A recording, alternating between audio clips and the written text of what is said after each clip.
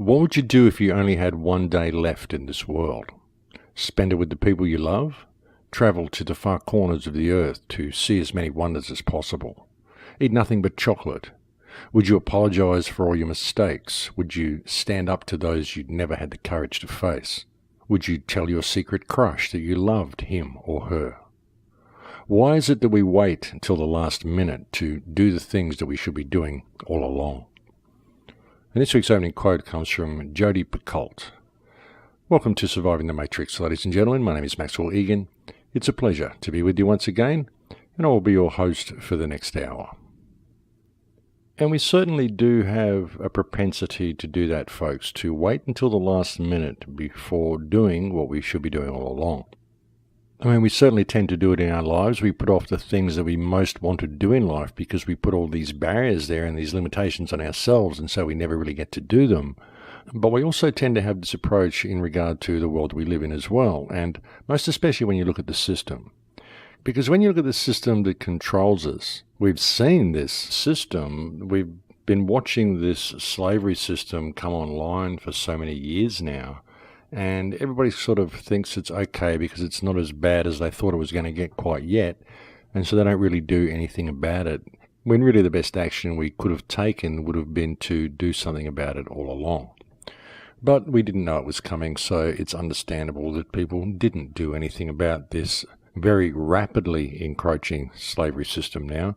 It was the totalitarian tiptoe for a while. It was a slowly encroaching slavery system, but it really seems to be ramping up very much in the last couple of years, folks, and it's just getting more and more in your face no matter how you look at it.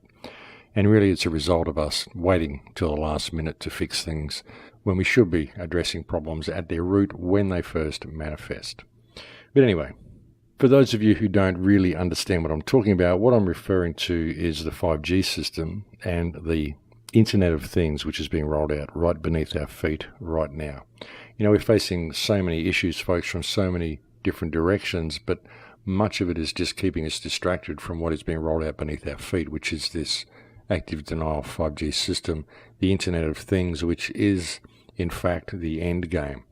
The Internet of Things and the 5G grid is the end game of the New World Order, and it is the New World Order itself. The New World Order being the new world where everything is orderly.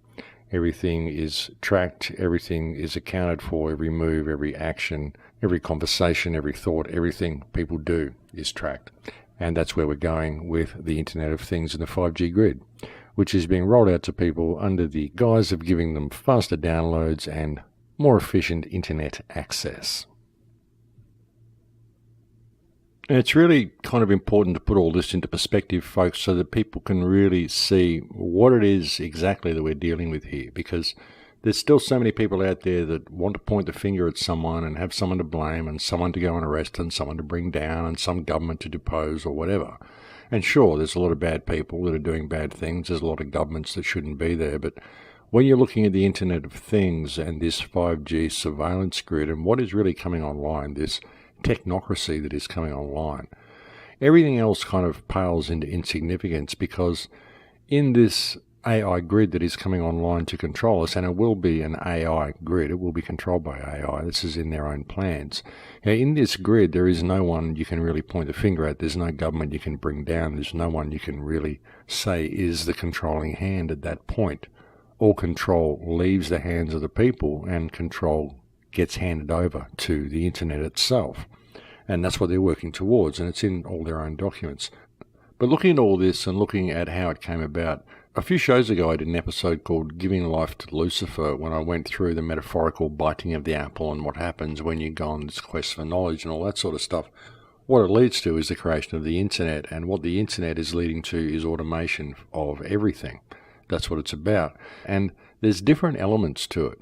And when you look at the surveillance grid itself and how this has come about, this has all come about due to the actions of what we would refer to as the shadow government. And the shadow government basically is, for all intensive purposes, a spy network that exists within all government that guides the directions that those governments take. When you look at the surveillance grid that's in place, the stuff that Snowden released, however much you want to believe of what Snowden releases, a lot of the stuff he said about the NSA surveillance system was actually very on the money. How they are able to turn on your mobile phones, they're able to monitor virtually every communication that happens on the internet, every logistics program, anybody who's got a computer network in their business or in their home or anything, all of this stuff is monitored. So the question becomes, who monitors it? Well, way back in the beginning, it came out of Project Echelon. There were data gathering centres that were set up in all countries, and all of these communications were channeled to a major office in New Zealand where it was all processed. I think a lot of it went through Australia as well. But this was all data processing back in the beginning.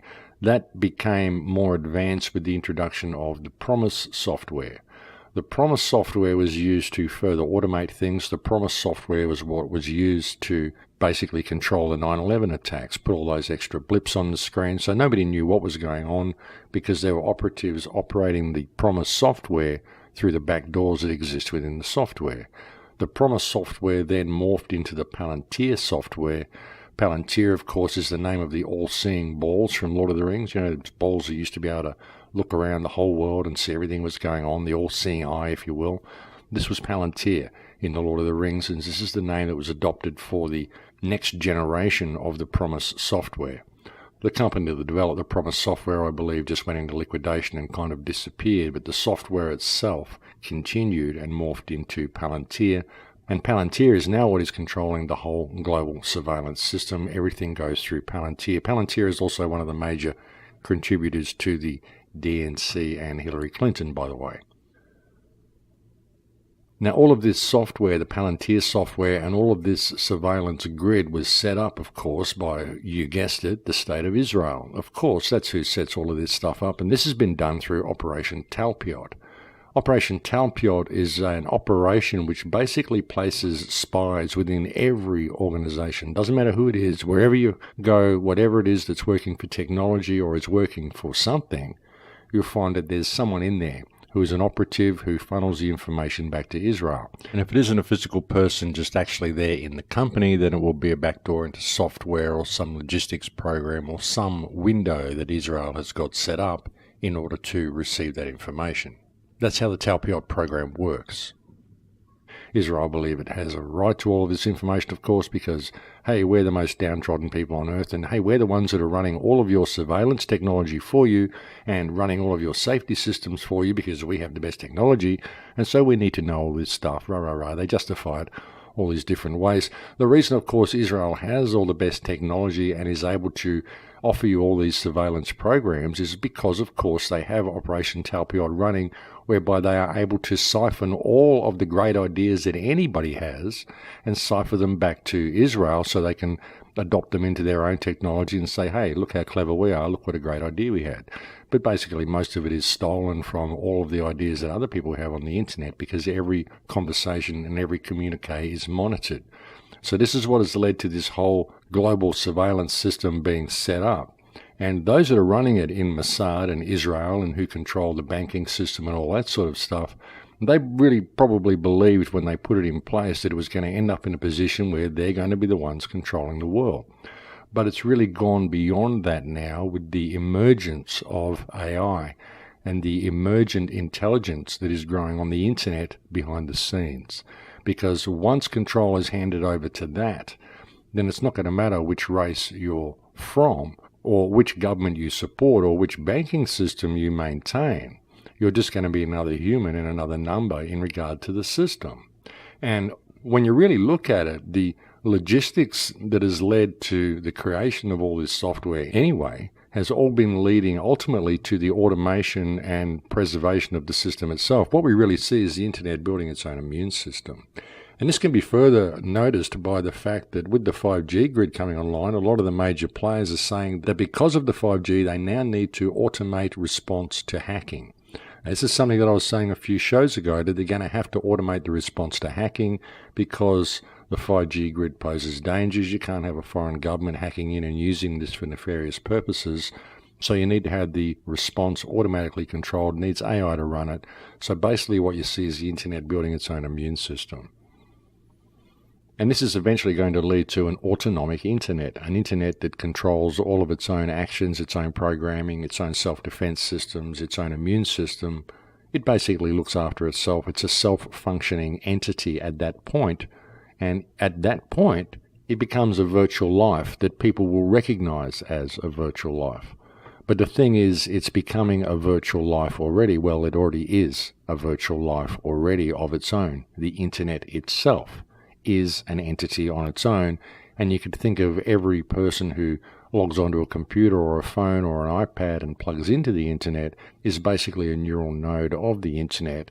And the internet is learning from every single person that operates on the internet, all of the input that they put into the internet, all the search engines that they use, all of this stuff. I've said very often in the past, when you are actually searching on a search engine, you're not just searching for something, you're letting people know what you think. You're letting the internet know what you think. And what search engines actually are is a very, very effective way of mapping the human terrain, as is social media. It's a very, very effective way of mapping the human intellectual terrain, the spiritual terrain, the knowledge terrain of humankind. It's a very, very good way of mapping the human system and knowing what the collective human consciousness is thinking, what it's focusing on, and how it can be led, how it can be controlled. And of course, the main form this control is going to take is going to be control over the monetary system. This will, of course, see the introduction of a digital monetary system. And you might ask how that intends to be done. Well, very interestingly, the government has been looking very, very closely at blockchain technology. I was reading an article the other day about FedCoin. Not that it will be called FedCoin, but it's simply the concept of government-introduced and controlled blockchain technology. And it's no surprise that the government would be looking at doing this. And of course, all they have to do then is give people some sort of amnesty, have them switch all their Bitcoin or whatever over to the government-controlled blockchain technology, and suddenly you have a digital global currency that is controlled by government. And if you think they wouldn't do this, I mean, a lot of people think the banking system would never want to see the end of this fiat system. If there is a new currency, you're going to want to have the bankers control it. But the bankers don't really need to control it. You know, once it all gets handed over to AI, it will be the AI that controls it. But the bankers who own the banks, who print the cards and control the offices that mind all the digits for you, they will still get a little tax on the fact that they hold the office. They'll still get a little tax on the fact that they have to issue a card to you and all this sort of stuff. So they still get a little cut from it. They won't be getting the major profit that they do now, but it doesn't matter. They don't really care. I mean, they already own everything. They don't care if the fiat money system goes. They just want this digital control grid to come online, because when it does, they'll have more digits than everybody else. That's kind of the way it works. They don't really care about the money system. They want to see it slip over to a digital money system. That's what they want. And that's really what Bitcoin has been leading to. You'll notice that the American government has also frozen the Bitcoin exchange. So the Bitcoins are still there. You just cannot exchange them. So basically you can't spend them on anything. This has only been done in the United States. They're doing it under the guise of protection from money laundering and black marketing and terrorism and all the boogeymen that they like to cook up. But of course, what it is to squeeze people out of that system and squeeze them over to the government system, which will be virtually the same digital blockchain technology, only will be controlled by the AI itself. See, this is something else that the Bitcoin people are missing when they're looking at Bitcoin. They're saying that the way to freedom is to remove the central control of currency. And I can see their point. In the real world, that would work fine. But when it is digital control of currency, when everything has a digital value, when you have to pay to walk through a turnstile, when you have to pay to open your fridge, pay to go to your bathroom, pay to do anything, and a couple of cents get taken out of your account, they don't really care where it comes from. They don't really need to control the currency at that point, because it isn't by keeping you in a state of scarcity through a fiat system that they are able to control you. It's by locking you into the smart grid and making you pay for every aspect of that smart grid. It is the grid itself that is centralized control. The money system, the currency, the credits that are used to purchase your everyday life and aspects of your everyday life are simply the glue that holds it all together. But the centralized control is the system itself, which will be the emergent consciousness, the autonomic consciousness, the virtual life of the internet itself. And that's the way it's going. Once it becomes fully autonomic, it will be the internet that controls everything. It won't be any people that are in control. It will be the system basically running itself. But in order for this to happen, it needs to have control of the money supply. It needs to have control of everybody's digital credits so that it can track everything that everybody does and put an economic value on everything that everybody does. You know, the digital control of currency is imperative for the smart grid to work. Nothing can work without that. It can't control your life, it can't monitor what you do unless it is able to digitally monitor all of your transactions. This can only happen if all currency goes digital and cash is eliminated. That's one of the key things the system has to do, is eliminate cash. It is imperative that it eliminates cash. If it doesn't eliminate cash, it can never function. This is why I always stress to people that it is so important that they always use cash. Not that that's going to stop the system, but it's certainly going to put a spanner in the works and slow things down if people simply refuse to use digital currency, if people refuse to shop with credit cards and always shop with cash. Like I said, it's not going to stop it, but it will certainly slow things down considerably and hopefully give us time to regroup and perhaps spread a little bit of awareness of what we're walking into with this digital 5G system. This is the New World Order, folks, and once it all gets handed over to AI, once it gets handed over to the autonomically independent internet, then our relationship with the internet and indeed with everything is going to change very, very dramatically. You see, this is what I was saying before about blaming people and wanting someone to point a finger at. You know, we're so desperate to find someone to blame for all this, but really it's us, because we are the ones that are supporting the system. I mean, previously I was talking about the Promise software and the Palantir software and Project Talpiot, how all this is being run by Israel. And think about that for a moment as well, folks. I mean, if you want to get into the legal ramifications of that, you've got this one country through all of this software, and all of these agents are actually spying on every other country on Earth, carrying out domestic spying activities through software, through company employees and all sorts of stuff.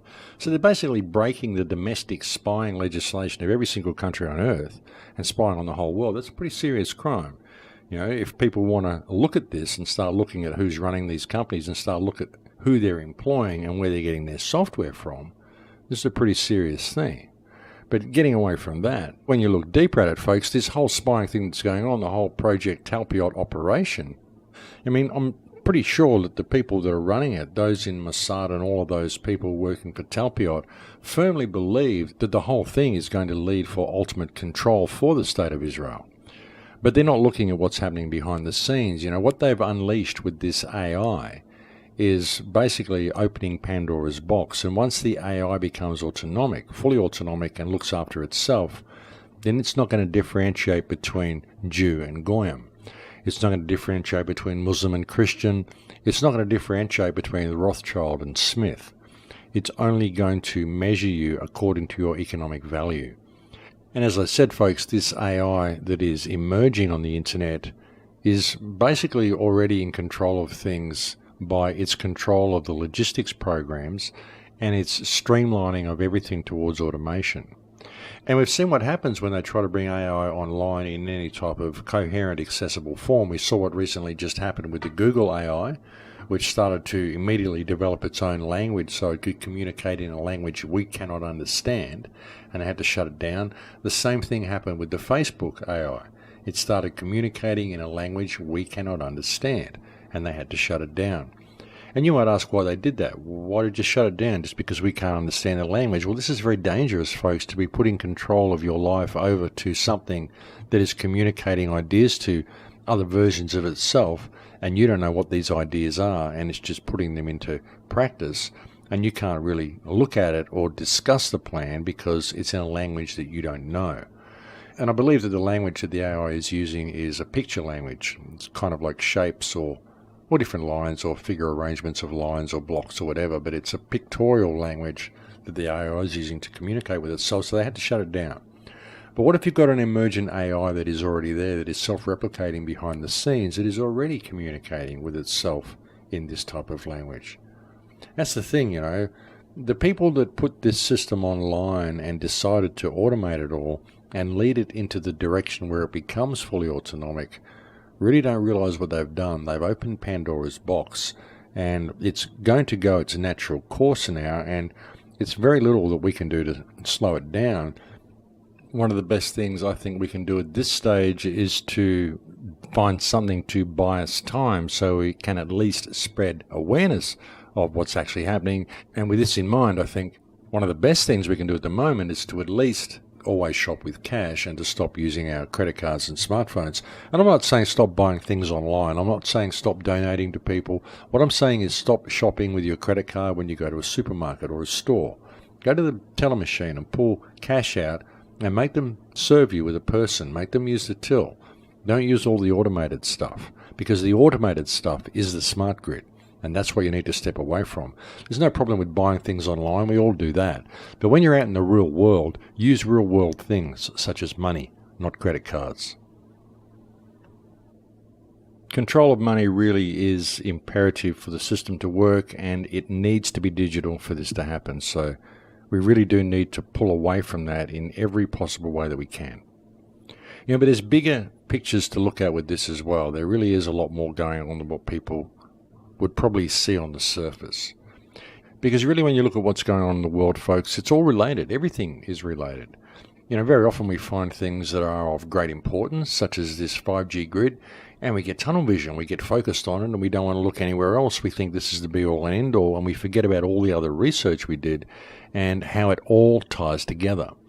Because this whole 5G grid ties in with all the research that's been done into Morgellons syndrome, all the research that's been done into chemtrail spraying and what's in the chemtrails, whether you believe it or not. This aerial spraying is going on, ladies and gentlemen. We know it is because of the levels of barium and strontium and aluminium and all the other stuff we're finding in the environment. So there's no debate that it's happening. It is happening. The government is even admitting it now. They're calling it geoengineering, and they're telling us that they're doing it under the pretext of keeping us safe from global warming, which is, of course, completely absurd. But all of this stuff ties together: the vaccinations, the GM food, the transgenderization that I talked about on the last show. I got a lot of flack from people for that show, and look, folks, I'm not speaking out against gay people or against transgender people. What I'm talking about is the fact that there have been modifications made to our environment, chemical modifications, things that have been put in our food and put in our environment to cause the human race to become a transgender race. This has been done to limit our ability to procreate. It's a great way to stop a species from continuing, folks, to remove one gender from the species or to render the species incapable of procreation. And that's what transgenderizing the species does.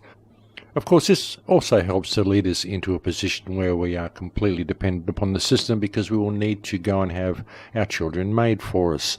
They'll be able to grow them in the ectogenesis chambers using the artificial sperm that I've covered on so many shows before. So you can see we're leading to a point where humans will soon be grown, they'll be bred to perform specific tasks, and it's going to be a very dark future.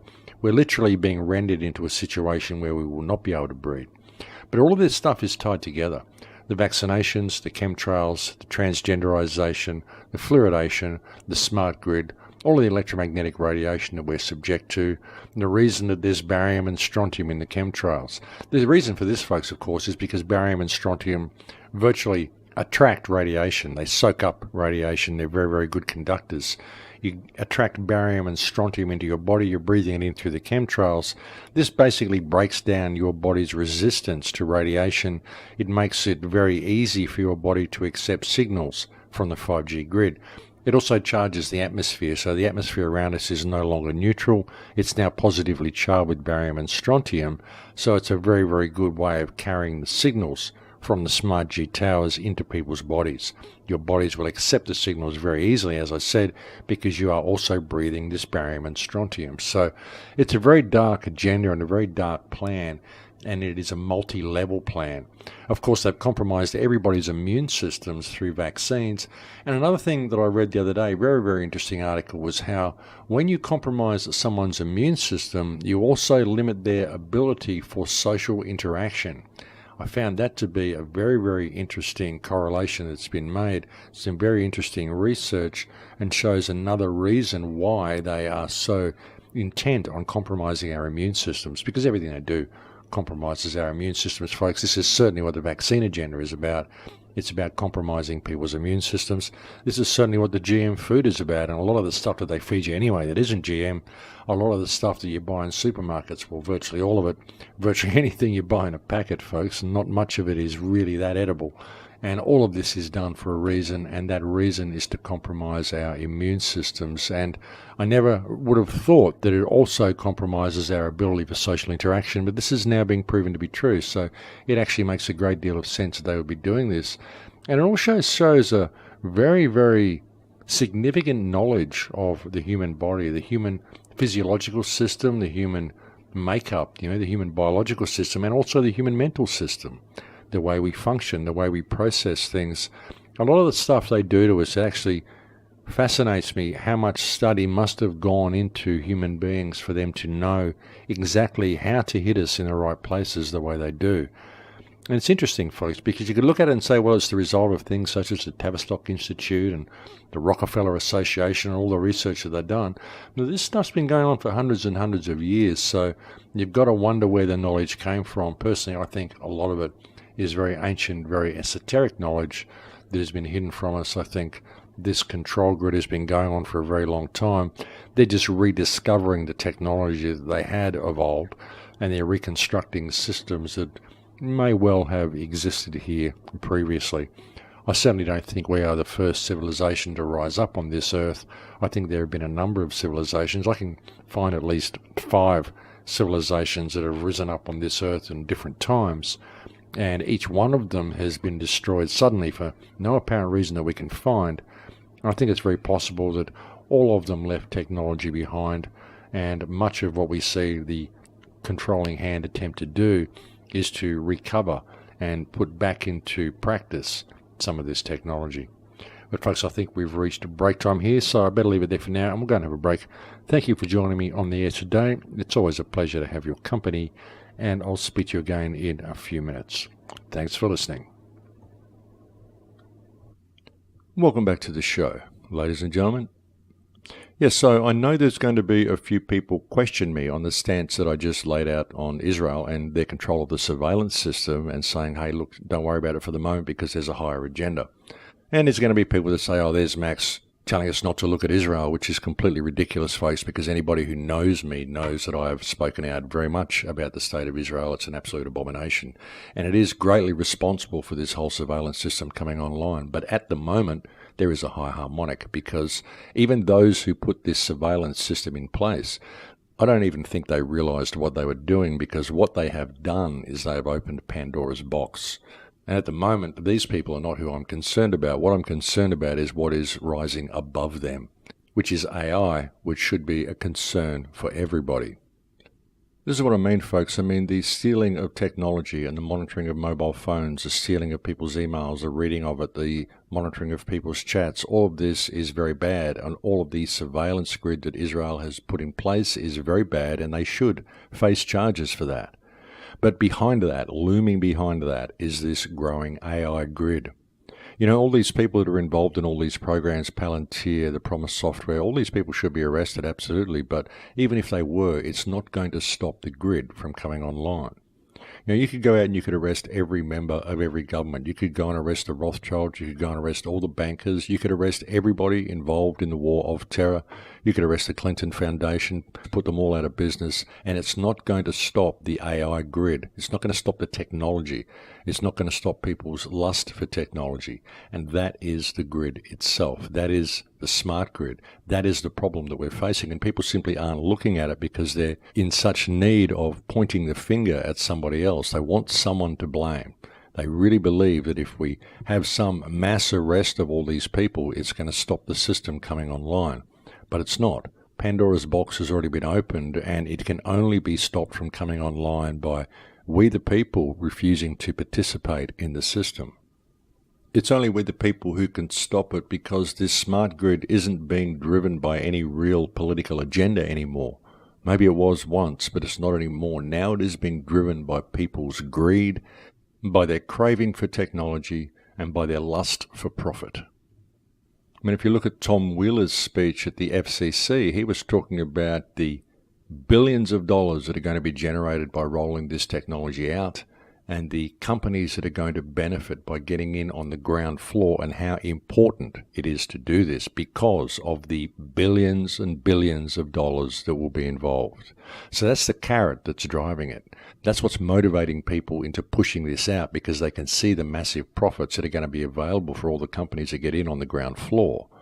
But it's going to be short term, because eventually they are going to be squeezed out as well. Because behind it all is the AI.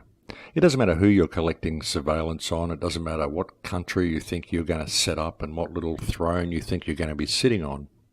It's going to be run by AI. All of this is going to be run by AI. And we've already seen what happens with the AI. When you start giving it any type of autonomic powers or giving it any type of control, it starts developing its own language and doing things that we can't control. And we've seen both the AIs that have come out recently do this. The Google AI and the Facebook AI both immediately started developing their own language.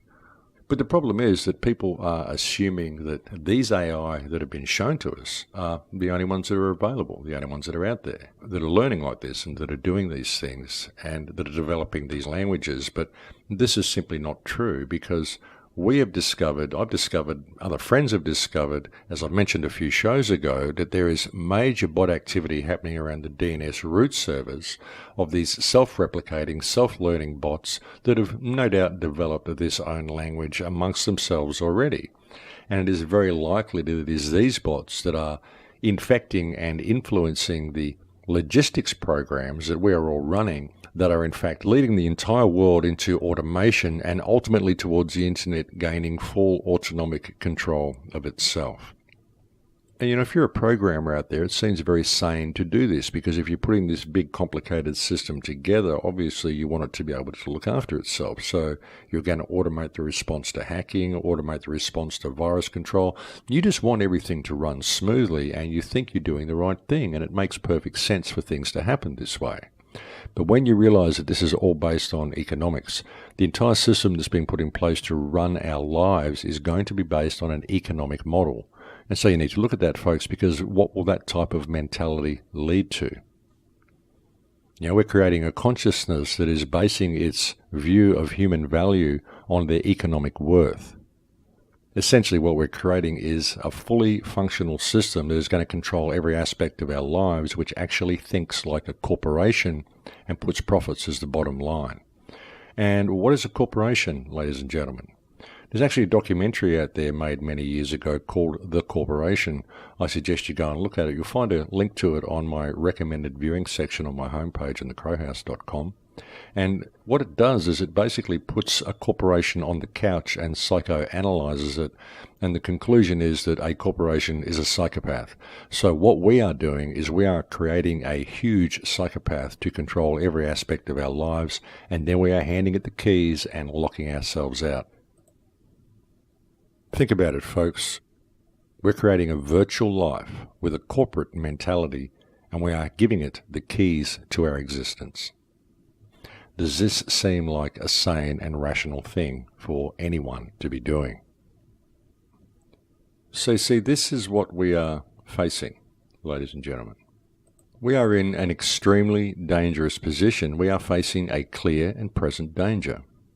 This is why it doesn't matter now who put the surveillance grid in place. It doesn't matter who did what. It doesn't matter who wrote what program or who tried to control who or who started what war or who did whatever. It doesn't matter at the moment, because there is a higher harmonic. There is a common foe that humanity is now confronted with. And all mankind is facing this foe. Now, how many people have said in the past, wouldn't it be good if there was a common foe that we're all facing, an alien invasion or something that would bring us together and force us to unite as a people? And always we look at it externally, but that foe is now here, folks. It's knocking at the back door. It is right in front of our faces. It is the autonomic intelligence, the emergent life that is now coming into being on the internet. The problem is that people just can't see things clearly. They just don't look at the internet that way. They can't see it how it could possibly be anything bad. They don't see it as anything conscious. They just see it as something that connects them to everything they want to be connected to. They don't realize how it's being rolled out and how it is moving to enslave them. And sure, there's people that are doing it behind the scenes. They have their plans. They have nefarious plans. They want to track you. They want their surveillance. All these bad people in government doing all these bad things. Yes, this agenda is there. Yes, these people are doing these things, and they think they are going to be in control.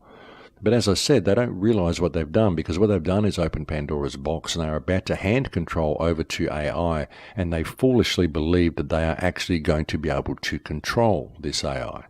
But they're not. Their hubris is going to be what jumps up and hits them in the face eventually, and it's going to put them into the same barrel as everybody else. They're not going to be sitting on top of the pile once the AI comes online. All humanity will be put into the same basket. But even so, even though they've done all of these bad things, and we want to get angry with someone and point the finger at someone and have some lynch mobs in the streets or whatever, I mean, it's not going to solve anything, folks. Even if we do that, it is not going to solve anything. What we need to do is realize what this system is and realize that we are the ones that are holding it up. You know, it's our lust for technology, the dopamine fix that we get every time we click on an icon on our iPhone. It's our addiction to technology. Everybody walks around the street looking at their scrying mirrors. That's all they do. You get on a bus or public transport or go to an airport or go anywhere. Nobody's talking to each other. They're all sitting there looking at their mobile phones. It's ridiculous. That's the problem, folks, and that's what's leading us into this system. The mobile phones, the credit cards. We have to step away from the automation and buy ourselves some time and wake people up to the fact of what is being rolled out and what this 5G grid is actually capable of. Now, I've done a great deal of talks on recent shows about the dangers of this system, about the health dangers and what it's really going to be doing to our environment, what it's going to be doing to the human immune system, the capabilities of it for weaponization, all of this sort of stuff. There's actually a link I've put on my website now. If you go to thecrowhouse.com onto my homepage, there's a little video that I made a few weeks ago called 5G, the Elephant in the Living Room. Just below that is a link to a website entitled 5G Resources to Share with Parents and Schools. And it's a very, very good resource, folks. It's got a lot of stuff you can print out, letterbox drops, just flyers, pamphlets you can hand out to people, stuff you can send to your local representatives, stuff that you can give to your local school, your local doctors, just people that you know, especially people who are in any position of control of children. Please give them this information and let them know what is coming with this 5G grid, and start taking action in your local community to stop it being rolled out. Any action you can find. And of course, the most effective action to begin with is raising public awareness of what we're facing.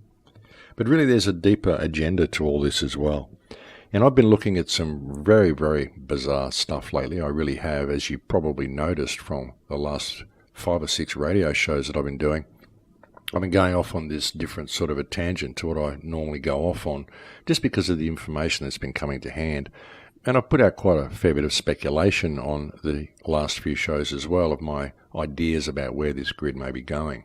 But I was having a very interesting conversation just a couple of days ago with a friend of mine, DJ Welsh, who runs a website called Level 9 News. I'm actually going to try to have DJ on next week if I can possibly get a chance to pre-record a show with her. I've got a very, very busy week ahead of me, but I'm going to try to get DJ on next week, and I hope I can actually get a show to you next week. But she was discussing to me the new computer systems that are being built, the new next generation computers, and she was explaining to me that they are using DNA as the storage mechanism on these computers. Obviously, you can store a lot more data on DNA than you can on a silicon chip.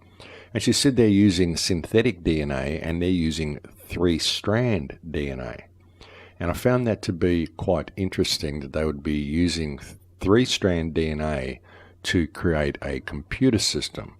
And it made me think about what they're actually doing to our DNA. Maybe start thinking about the chemtrails, the Morgellons, some of the stuff that I've seen online, some of the stuff that I featured in my last film, Transformation, when I showed the nano arrays that they are able to create, where they are able to manufacture RNA, which is DNA's chemical cousin. And this seems to be being manufactured in our bodies through the chemtrails and the nanoparticulates that we're very likely breathing and eating. So I started thinking about this, what is the real purpose of Morgellons? What is the real purpose of growing these fibers within people? And then I started thinking about the airport scanners. What is the purpose of these airport scanners? I mean, we know that terrorism's all fake, and sure, they want to look through our bodies and they want to see if we're carrying anything. Okay, I can understand that. But why use the frequencies that they're using? Because they use a particular frequency which breaks our DNA chain. Why are they so intent on breaking our DNA chain? Obviously, this is being done for a reason. It isn't just a byproduct of these machines. Obviously, these machines are set to a certain frequency that will break our DNA chains. So I started thinking about it. If Morgellons is growing in people's bodies and we are having our DNA chains broken by things such as these airport scanners and undoubtedly with other radiation that we're walking through in everyday life, I'm sure that they've accounted for this, probably in supermarkets or whatever. If they wanted to introduce a third strand of DNA into our DNA chain, would they not need to break our two-strand DNA chain in order to do it, to make points for the third strand to bond onto? And could not that third strand then be used to piggyback the signal, which will hook us up to the grid? Will the 5G network be activating this third strain of DNA? Perhaps it is already in our systems. Perhaps it's already bonded on in certain places. Is it possible for this to have happened? Is it possible for this to be one of the agendas?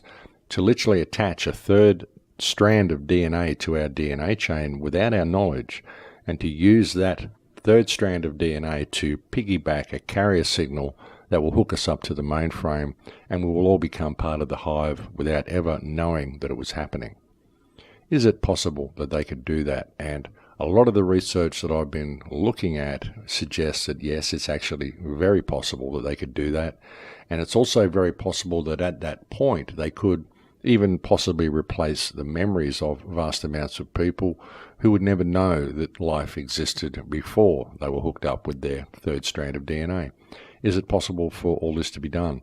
I know it sounds like science fiction, but when I look at all of this stuff, and I look at CERN, and I look at everything, the Morgellons, the chemtrails, the GM food, the transgenderization, the plastics, the airport scanners, the radiation fields, the 5G grid, what it's capable of, what some of the scientific studies that are coming out of MIT and stuff are leading towards, which is all about synthetic life, the creation of synthetic life, ectogenesis chambers, artificial sperm, artificial eggs, all of this sort of stuff.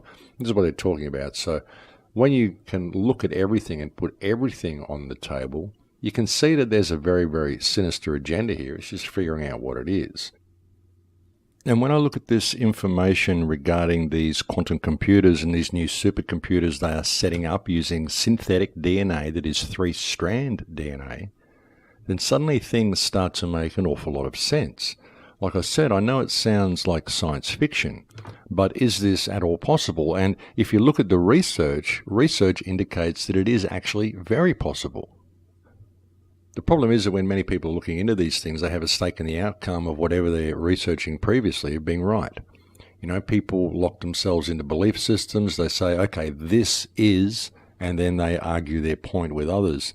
I think it's best to just put everything on the table and let the cards fall where they may, and make up your mind a little bit later. As I've said so many times, ladies and gentlemen, there's no point us spending our time arguing over all these differences of opinions, these different belief systems, these different agendas that we think people have, because we don't really know, and we will never know until we have established the freedom required to really find out and put all of the mysteries to rest. So let's do that. Otherwise, we can argue all we want, but we're never going to figure out what's going on, and we're never going to free ourselves from this system because it's being rolled out right now. And people aren't paying attention because they're spending all of their time arguing over their belief systems. It's completely counterproductive, and all it does is serve the system and ensure that the slavery grid and the smart grid gets rolled out and gets completed while everybody is busy with their infighting.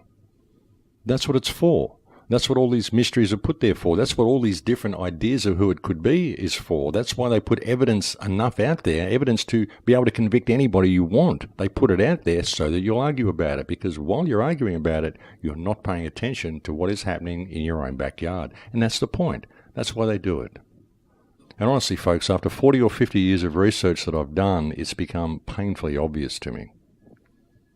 I think a lot of the stuff that we've been looking at for so long and all the finger pointing we've been doing has been a massive distraction so that we will not see this smart grid coming out. and we will not see how mankind is being genetically and biologically altered, and how we're being electromagnetically altered and electromagnetically interfered with as well, and how we are in fact being hooked up to this smart grid, whether we want to be hooked up to it or not. I really do think this is a very, very real possibility, ladies and gentlemen, and I think it's something that I'd like to hear a bit of feedback from people, see if any of their research has been going in this direction as well, because a lot of the research that I'm hearing from a couple of close friends is also going in this direction, and I've heard from quite a few random people since I put out that 5G video a few weeks ago who have been very glad that I've been talking about this issue and have a lot of information to send me. And a lot of them are on the same path. A lot of them have got little pieces of the puzzle. And when you put it all together, you can see a very, very dark agenda on the horizon, and an agenda that is going to affect everybody. And it's something that nobody is talking about because nobody really seems to be noticing what is going on right under their noses. Now, I can appreciate that when I come and do these radio shows, I often bring you information which is rather uncomfortable. It's information that is rather confronting. Many people don't want to deal with it. They don't want to believe it. Sometimes it causes a great deal of anger in people. Sometimes it may be quite offensive to people as well. All of the information that I brought you last week regarding plastics and the estrogen levels in our general environment and how this is leading towards transgenderism seems to have offended a lot of people as well. I didn't mean to do that. I'm simply facing the fact that this is happening. Sure, there are transgender people that are born in our society by natural course. It's quite a natural thing to happen, and I have no problem with that at all. But I can also acknowledge the fact that it's been chemically induced as well, because the percentage of transgender people being born is quite particularly high at the moment, and when you couple that with the reduction in sperm count and the general feminization of men, the loss of the alpha male, you can see that this is happening. There's a trend that the society is moving towards more of an androgynous society, and this isn't the result of some sort of natural evolution of the species. This has been chemically induced, and even gay people that I know can admit that this has been chemically induced. They can admit that this is happening simply because of the percentages and the way the world has changed in the last 20 or 30 years. This is happening, folks. And I think I may have offended a few writers last week as well with a comment that I made about people setting themselves up as writers and gurus and thinking that they're going to be able to change the world in the light of what is coming. I was actually thinking of one person in particular when I made that comment, but I don't like naming people on air, and no, I'm not discouraging people to write. I think it's very necessary that people write, and I'm not saying people should not be bringing information to others. That is not what I meant at all, and I was not referring to anybody that you might think I was referring to. It was actually to one person in particular, and I apologize to anybody that I may have offended with that statement. But what I'm trying to say to people here, ladies and gentlemen, is that we have a clear and present danger. We've all been fooled. We've all been kept distracted for so many years. And there's so many issues that do need healing. You know, all of the things that we're facing and all of the protests that we're mounting, all of the movements that we've mounted, all the work that we've done to try to save the people in Palestine, try to save the people in Gaza, save the people of Yemen, the people in Syria, the people in Iraq, the people in Somalia, so many people, the people in our own countries who are suffering at the hands of our own governments in a different way. The people in the Middle East may be suffering, but nonetheless we are all suffering under the yoke of our own governments. Indeed, the entire world is suffering under the yoke of these people. But these people are about to lose control as well, because the wheels that they have now set into motion are going to result in this AI system, this fully autonomic, emergent life coming online and taking control of our daily comings and goings. It's all going to be achieved through this smart grid and by the eradication of cash. It's so important for the governments and for this system that cash is eradicated. The governments at the moment, they're doing it out of greed. Of course they are. They're doing it because they want to control everybody. They want to know what everybody's thinking. They want to be able to tax every single cent they can get out of every transaction. They want to finally have tabs on everybody. And they think that they're finally going to be in this kingpin position, checkmate for the human race, when they have set themselves up and exalted themselves to a point where they've got tabs on everybody. They think that it's going to work and they're going to be in control at that point. But they're not. They're being used by the system itself. They're being used by this emergent intelligence that has been brought about by those who do worship such things, those who do want to bring this Lucifer force into the world, those who do want to see humanity enslaved. Many of these people probably anthropomorphize Lucifer as well. They probably envision themselves as sitting at the feet of his throne, harvesting all the virgins that they want. They don't realize what the Lucifer system is. They don't realize what the smart grid will do. They do not realize that the fully autonomic emergent life that they are handing the keys to our reality to does not care about them any more than it cares about any other human being. And that's why it's no point for us out here, the little people, the people who are facing all this on the ground, it's no point for us to be attacking those whom we perceive to be the controllers, because those controllers are not in control. Those controllers are going to lose control as much as anybody else. They're just in that position now because they're being used to bring this system online, but the system does not care about them any more than it cares about you. So it's no point you focusing your attention there.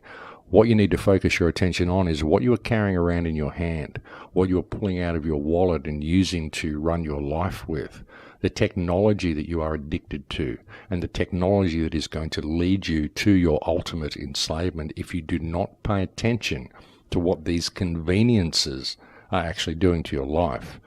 These things are not smart for you. They are not convenient for your life. They're not convenient for you to learn the skills of life. They are only convenient for the system to take those skills away from you and to enslave you to the system. And that's what we're facing, ladies and gentlemen. And it's a very clear and very present danger. And I don't like coming onto these shows and bringing you negative information. I always like to keep things empowering, and I like to be able to look at this stuff and see the silver lining. And even in looking at all of this, there is a silver lining because, as I've said before, the internet has given us all the information we need to change the direction we're going should we choose to put this information into action. Should we choose to take control of our lives and take responsibility for ourselves, we can actually change the direction that we're going. But if we don't, if we simply allow it to continue, and we continue to point the finger at this guy and point the finger at that guy and blame them all for what they did, well, we're just barking at cars and chasing traffic. We're not doing anything of significance or value at all. We're not finding a way out of this. All we're doing is pointing the finger at somebody else and blaming them for what they did. But it doesn't matter what anybody did, folks, not at this point. It doesn't matter what they did. It matters what we do as a collective to get ourselves out of this position. And the first step is to develop some respect and some unity for each other, allow people to think differently and get some focus, and then spread the correct information to people.